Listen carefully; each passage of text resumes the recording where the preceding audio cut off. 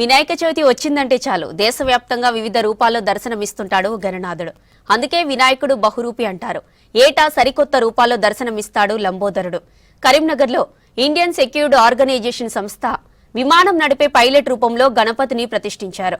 ఇందుకోసం ఓ తాత్కాలిక ఎయిర్పోర్ట్ విమాన సెట్టింగ్ ని ఏర్పాటు చేశారు. అందులో పైలట్ వేషధారణలో గణపతిని ప్రతిష్ఠించారు. ఈ పైలట్ గణేశుడికి సంబంధించిన మరిన్ని డీటెయిల్స్ వెంకటేష్ అందిస్తారు. Venkatesh, over to you. హైదరాబాద్లోనే కాదు, కరీంనగర్లోనూ ఒక విమానాశ్రయం ఉంది. ఆ విమానాశ్రయంలో ఇప్పుడు ఒక విమానం ఆగి ఉంది. ఆ విమానాన్ని నడుపుకుంటూ వచ్చింది ఎవరో కాదు, సాక్షాత్తు గణనాథుడే. నిజానికి వినాయకుడి వాహనం మూషికం. అదే పేరుతో ఉన్న విమానం ఇక్కడ మనకు కనిపిస్తూ ఉంది, మూసిక్ విమాన్. ఈ మూసిక్ విమాన్ పేరుతో వచ్చిన గణపతి పైలట్ వేషధారణలో ఇప్పుడు మనకు వినూత్నంగా దర్శనం ఇవ్వబోతున్నాడు. ఈ విమాన గణపతిని లేదా పైలట్ గణపతిని ఏర్పాటు చేసిన సంస్థ ఇండియన్ సెక్యూర్డ్ ఆర్గనైజేషన్. పైలట్ ఎట్లాగైతే డ్రెస్అప్లో ఉంటారో సేమ్ అదే ఇండియన్ ఎయిర్వేస్ సంబంధించిన ఏవియేషన్ డ్రెస్లో మనకు గణపతి కనిపిస్తూ ఉన్నాడు. ఇక్కడ పక్కన ప్రయాణికులకు స్వాగతం పలుకుతున్న ఒక అందమైన ఎయిర్ హోస్టెస్ను కూడా విగ్రహ రూపంలో ఇక్కడ ప్రతిష్ఠించారు. ముఖ్యంగా విమానంలో ఇద్దరు పైలట్, కో పైలట్ ఉంటారు. ఆ పైలట్ స్థానంలో కూడా మరొక గణపతిని ఇక్కడ ప్రతిష్ఠించడం. ఒక గణపతి విమానాన్ని నడుపుతుంటే ఇంకొక గణపతి భక్తులకు దర్శనమిచ్చే రూపంలో ఇక్కడ ప్రతిష్ఠించారు. ఇక్కడ చూడొచ్చు, మనకు చిన్న బుల్లి గణపతిని విమానం నడుపుతున్న యాంగిల్లో ఇట్లా కూర్చోబెట్టి ఉన్న ఒక ప్రతిమను ఇక్కడ ఏర్పాటు చేశారు. ఈ ప్రతిమ ఆకృతి బయట నుంచి కూడా మనకు విమాన అద్దాలను చూస్తున్నారు. విమానం సెటప్ అంతా కూడా చాలా అందమైన క్లాత్ తోటి అలంకరించి అచ్చంగా విమానం ఎట్లా ఉంటుందో అట్లాంటి సెటప్ తీసుకోవడానికి ఈ నిర్వాహకులు చాలా కష్టపడినట్టుగా మనకు అర్థమవుతుంది. ఆ నిర్వాహకులు కూడా మనతో పాటు ఉన్నారు. వాళ్ళని కూడా మాట్లాడించి ఇట్లాంటి ఆలోచన ఎందుకు వచ్చిందో కనుక్కుందాం. ఘనశ్యామ్ ఓజా ఇట్లాంటి గణపతి కానీ తర్వాత ఈ ఆలోచనలకు కానీ రూపకర్త ఘనశ్యామ్ ఓజా గారు మనతో ఉన్నారు. ఓజా గారు, ఏంటి మనకి ఈ పైలట్ గణపతి ప్రత్యేకత ఏంటి? ప్రతి ఏడాది లాగానే మేము కొత్త కాన్సెప్ట్తోని పబ్లిక్ అవేర్నెస్ కోసం ఈ కాన్సెప్ట్లు చేస్తుంటాం. మా ఒక ఉద్దేశం ఒకటే, ఈ పైలట్ వినాయకుడు ఎందుకు తీసుకొచ్చామంటే, ఈ ఇటీవలే అహ్మదాబాద్లో ఫ్లైట్ యాక్సిడెంట్లో చనిపోయిన వారు ఉన్నారు. అలా వాళ్ళ ఆత్మశాంతి కోసం ఇది ఇది. మళ్ళీ ఇంకొకటి, మా ఎయిర్పోర్ట్ పేరు మన ప్రధానమంత్రి గారు నరేంద్ర దామోదర్ దాస్ మోదీ ఇంటర్నేషనల్ ఎయిర్పోర్ట్ అని పెట్టాం. అది కూడా పెట్టడానికి రీజన్ అంటే మా కరీంనగర్ కూడా ఒక ఎయిర్పోర్ట్ ఇవ్వాలని కోరుతున్నాము. ఇది ఉద్దేశం ఏంటంటే పిల్లలకు ఫ్లైట్లో ఎట్లా కూర్చోవాలి, ఫ్లైట్ అవేర్నెస్ ఎలా ఉండాలి, మళ్ళీ ఏదైనా ప్రమాదం జరిగినప్పుడు ఎలాంటి ఎగ్జిట్ ఎటు ఉంటుంది, ఇవన్నీ నేర్పించడానికి ఇక్కడ డెమో క్లాస్ ఉంటుంది ఒకటి. ఆ డెమో క్లాస్లో భాగంగా మేము పబ్లిక్కి ఎడ్యుకేట్ చేస్తాం. అలాగే ఎయిర్ హాస్టెస్ వెల్కమ్ కోసం ఇవన్నీ కార్యక్రమాలు పబ్లిక్ మెసేజ్ కోసమే. మరి దీనికి ఒక టికెట్ పెట్టాము, 25 రూపాయలు. ఆ 25 రూపాయలు కూడా మేము ఆ ఛార్జెస్తోని వచ్చిన పైసలతోని చిన్నపిల్లలకి బుక్స్లు, పెన్స్, మిషన్ పాస్గా మేము కాంట్రిబ్యూట్ చేస్తుంటాం.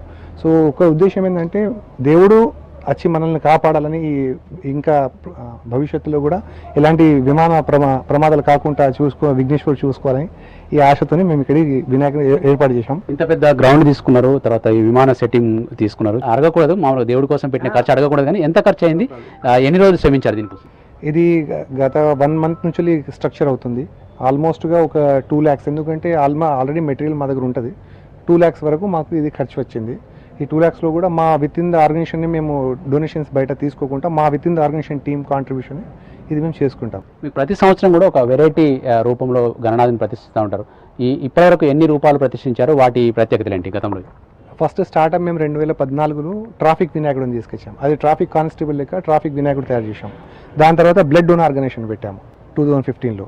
2015లో బ్లడ్ డోనర్ పెడితే అక్కడ బ్లడ్ డొనేషన్ ముంగట ముస్లిం సోదరులు కూడా దగ్గర 90 మంది వచ్చి బ్లడ్ డొనేషన్ చేశారు. అలాగే దాని తర్వాత కోవిడ్ వచ్చేసింది. కోవిడ్ వచ్చినప్పుడు డాక్టర్ వినాయకుడు అని పెట్టాము. దాని తర్వాత జడ్జి వినాయకుడు పెట్టిన తర్వాత జడ్జి రూపంగా ఎన్ని చీఫ్ జస్టిస్లు ఉన్నారు మన దగ్గర, ఆ చీఫ్ జస్టిస్లో ఫోటోలు పెట్టడం జరిగింది.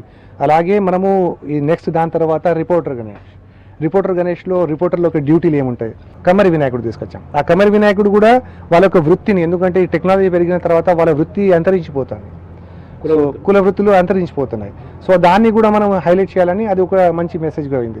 పైలట్ వినాయకుడు కూడా ఒక ఉద్దేశం ఏంటంటే, పబ్లిక్లో చిన్నపిల్లలు కూడా ఉంటారు, నేను కూడా పైలట్ కావాలని ఆలోచన రావాలి. అలాగే మనం ఇక్కడ ముంగట ఒకటి ఆపరేషన్ సింధూర్ అని పెట్టాం.